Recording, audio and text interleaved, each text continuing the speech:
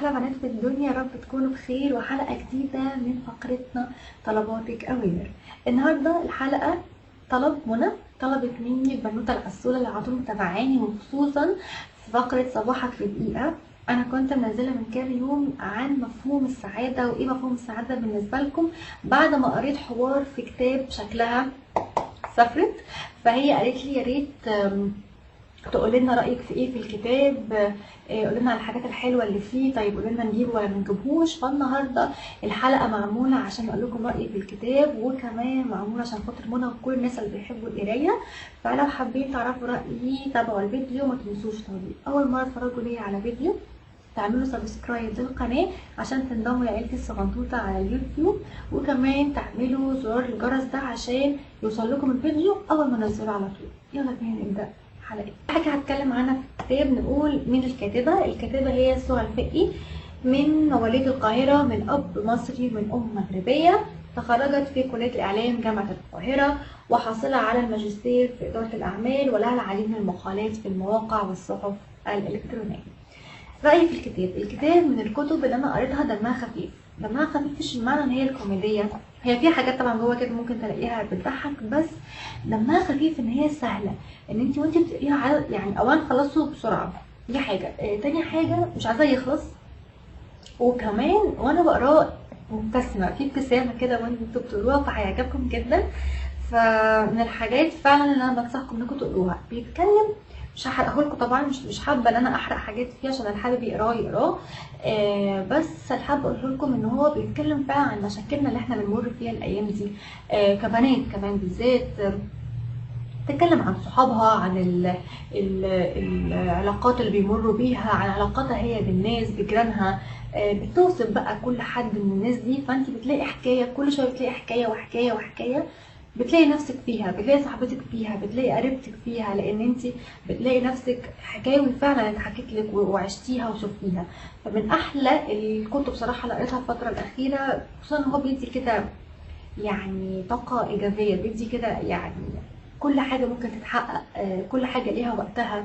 فبنصحكم انكم تقروه.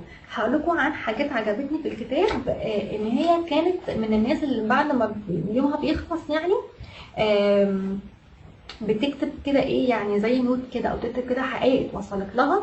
فانا هقول لكم عن، مش هقول لكم هم في 10 حقائق، فمش حابه اقولها لكم كلهم صراحه عشان برضو ما احرقش الكتاب يعني، واللي حابب يقراه. هقول لكم عن حاجات انا حبيتها في الحقائق دي. اول حاجه عجبتني هي الحقيقه رقم 2. ما ينفعش حد يمسك القلم ويكتب لك قصه حياتك. ما ينفعش العالم يحدد مصيرك. من احلى الجمل اللي قريتها صراحه. وفعلا ما ينفعش كل واحد يحدد حياته براحته، مصيره براحته، اهدافه. من احلى صراحه الجمل اللي قريتها. كمان من الجمل الحلوه قوي قوي، الجمال جمال الروح، والروح ملهاش وزن، والجمال عمره ما كان رقم. حاجات فعلا حلوه. كمان حقيقي ان الحقيقه اللي قريتها مفيش حد ما نفسهوش في الحب، بس في حد اتعود يستغنى. انتوا بقى هتعرفوا هي بتقول كده ليه. واكتر حاجه بقى عجبتني بجد في الحقيقه هي دي: مش كل رومانسيه قصص حب، في جرعات رومانسيه رهيبه بتيجي الصحاب اللي بجد. ف انا مش هحرق لكم اكتر من كده. من احلى الكتب اللي قريتها، وبنصحكم فعلا ان انتوا تقروه. ودمه خفيف وهيخلص بسرعه، وهتحسوا ان انتوا جالكم كده حاجه ايجابيه، حاجه فيها ضحكه حلوه كده في يومكم. فانصحكم بيه، واستنوني بقى ان شاء الله في كتاب تاني وكتاب جديد. انا ان شاء الله ناوي اعمل لكم يعني كل ما اخلص كتاب عجبني او حتى ما عجبنيش، او نطلع نتناقش مع بعض فيه ايه الحاجات الحلوه اللي فيه، ايه الحاجات اللي مش قوي فيه. كل الحاجات دي ان شاء الله هتبقى يعني قريب جدا جدا لما اقرا حاجه جديده. وانتوا بقى اكتبوا لي في الكومنت تحت لو انتوا قريتوه، ليه رايكم ايه في شكلها سافرت ككتاب اللي انا اتكلمت عنه النهارده.